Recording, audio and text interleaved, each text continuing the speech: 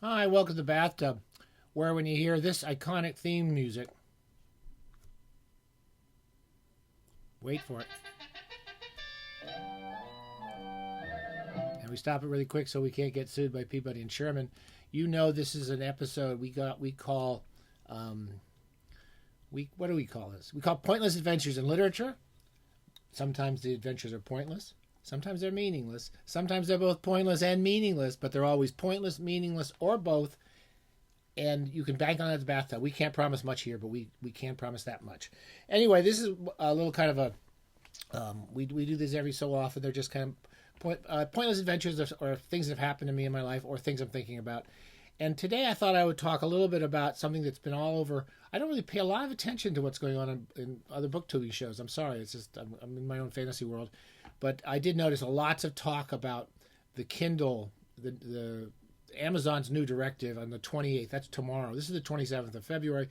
Tomorrow, after tomorrow, you can't download your library, your Amazon purchase library onto your computer. And there's reasons you want to do that or not. I'm not going to make any recommendations about that. Just tell you my own personal feelings about decisions I've made myself. But there is a good piece on it by Criminali. I've posted on a couple of my social media places, and everybody's writing about it on different ways of bulk downloading all your books from Amazon, and being able to have your own copies. And Amazon will only allow you to download them onto your devices. Again, I'm not a legal expert. I'm far from a computer expert, but I'll just tell you what I've been doing, and I'll talk about a few other things as well. This episode is brought to us by AWCKMA, the shadowy, nebulous organization that exists at the periphery of our understanding in a kind of Pynchonian universe of paranoia and hostility towards truth. Amazon and the Washington Post can kiss my ass. AWCKMA, as you may, those who've been following this completely pointless show for 5 years or so, I did a talk about 5 years ago when AWCKMA first approached me, and I basically was saying that it was really time to disentangle ourselves from Amazon and the Washington Post, and there was various reasons I brought up at the time, and some of which I followed through on, and some of which I didn't in my personal life, and what set me off and set me down a road where I met these people from AWCKMA. They wear rainbow-colored balaclavas. That's how you recognize them, because they want to be scary but not too scary, and that's how I think of them. I had found by working with the Washington Post, a wonderful editor there, great person in the book's editor. She was terrific. But I also found out that there were bad editors at the Washington Post, and I learned that even though they were a union paper, they had a set of directives about freelancers that treated freelancers like shit. That's what I learned. And it made me look at everything owned by this octopus. That's we try not to be political here in the bathtub, but certain octopuses in our world who kind of own everything and make tons of money, and they're friends of Trump or they're friends of Obama. They're all the same. The Bransons and the Bezoses and the Musks and all these characters that run around with too much money. There might be time to sort of disentangle ourselves from some of them. I was particularly interested in Amazon because, of course, as book lovers, we all deal with Amazon. We like getting cheap books, when they first started coming out. When it took me a long time, but my history, I was going to talk today about my impending divorce or not from Kindle. And I'm just basically sort of throwing this out here.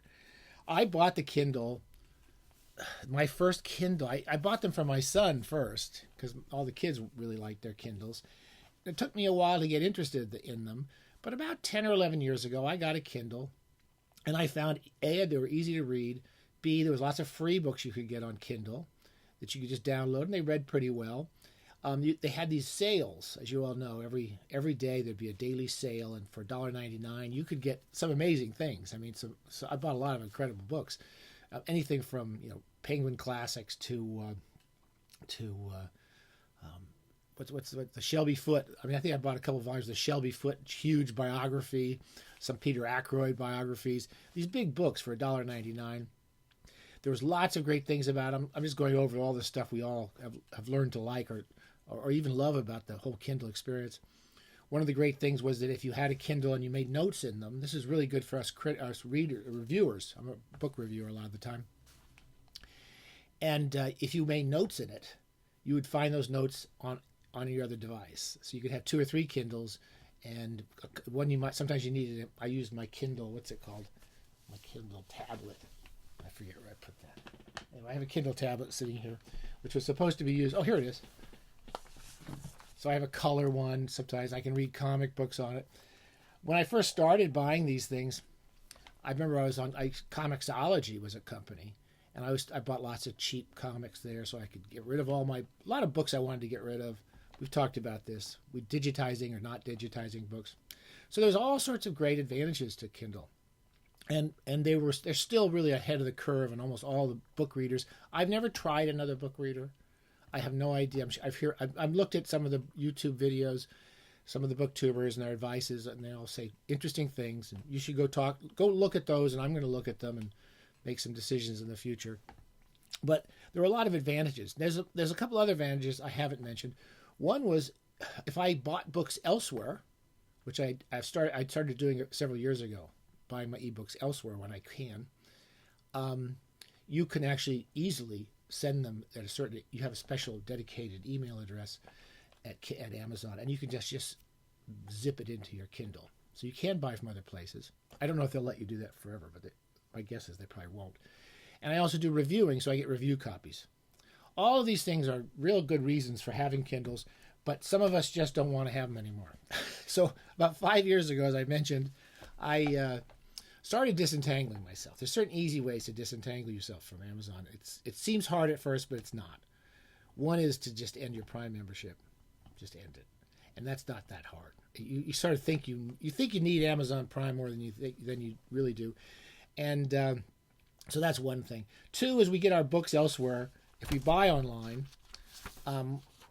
there's other places to go. We've talked about bookshop.org, and I use betterworldbooks.com for secondhand books because I like buying secondhand books. Try to buy from your local book dealer, bookstore if you have one. We have used bookstores here, which I use, but I don't use the other ones. There's big chains and stuff, but you can use your local bookshop. You can also buy ebooks from the publishers. Now that's another thing that's sort of newish. I remember years ago, one of my publishers at $2 Radio, a lot of small publishers just would not, they stopped they won't sell their books through Amazon, and they stopped doing it years ago because Amazon refuses to let them make money. They can't make any money selling through them because they keep the prices so low, and they keep whatever little profits they get themselves. And the book publishers just said, we'll just sell them ourselves.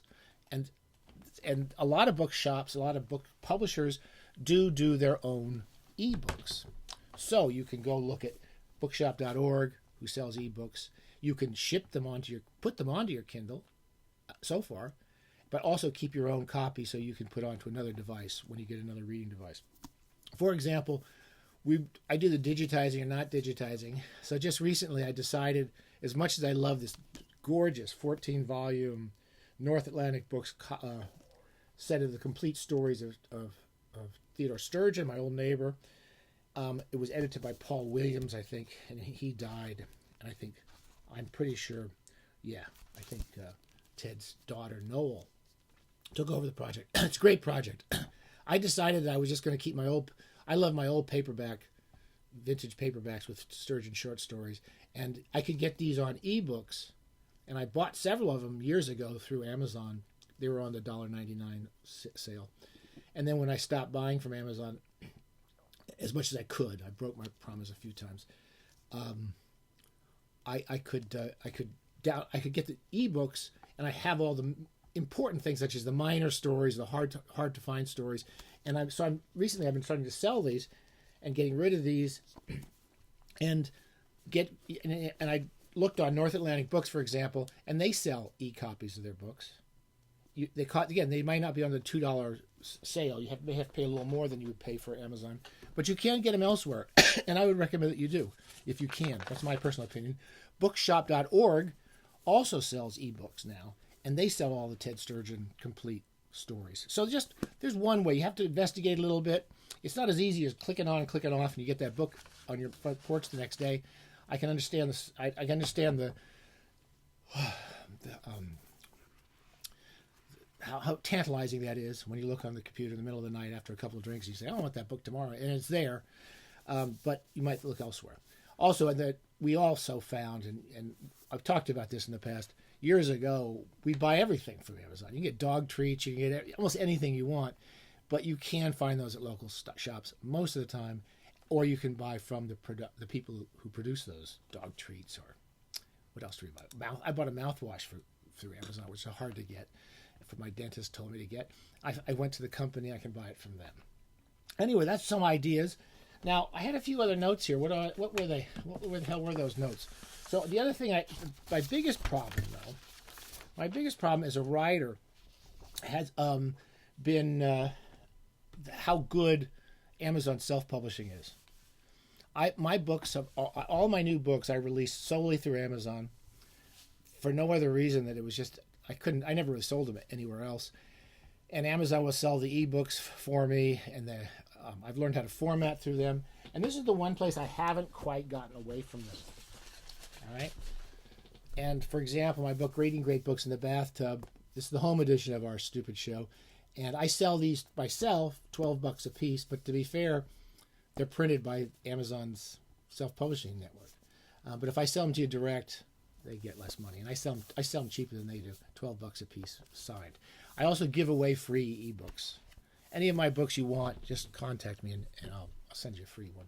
We'll have to figure out how to get our email addresses to each other without exposing ourselves to the universe of crooks, but we'll figure it out. So those are things to think about. Now, that's my biggest thing is I've pretty much disentangled myself from everything. Now, I started to look at all these videos about how you should bulk download all your books that you bought at Amazon, then you had to convert them, and I think you had to take some DRM off them. I'll be honest, I started to do it 2 or 3 times. I just got so tired of it. And in the end of the day, I decided just to let them stay where they are. Okay? I mean, I'm not buying new books from Amazon. I'm not buying ebooks from them if I can help it. There have been a couple of times when I was doing reviews and I needed something from them. I'm on Libby, so I can use libraries. I can read those on my Kindles. But I've had these Kindles for a while. And one thing I have decided, and this is my personal thing, is I will keep all those books at Kindle. I will keep them all at Amazon. I will only download them on my registered devices. And I have a couple of Kindles. I have an old Paperwhite, just the old one, which I didn't sell. Usually I sell it. I bought a new one like about a year and a half ago because it was a little faster. Those are my last ones I'll buy. I will buy those. And I can keep these. Basically, my book, it's like I might as well have a couple of books. I can at least download all my books on here. This is my solution. I have thousands and thousands of books and comics on this Amazon sphere that surrounds us all. And instead of downloading them all and trying to figure out what to do with them, I read them better on these devices, but I just won't get any more. I certainly won't buy them from Amazon.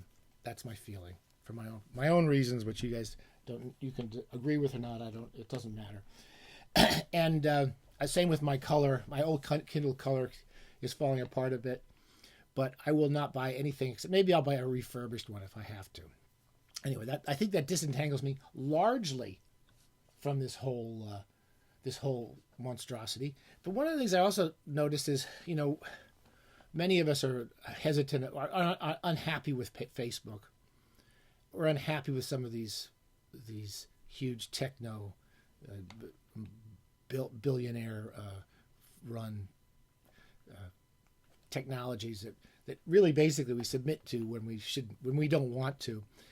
And I'd like to reduce. I think what we're going to have to really realize in the next 10 years or so is, you may switch to a Kobo, or you're going to switch to another e-reader, and that's going to be bought by the same people that own Amazon, or it's going to be bought by the same people that own Tesla.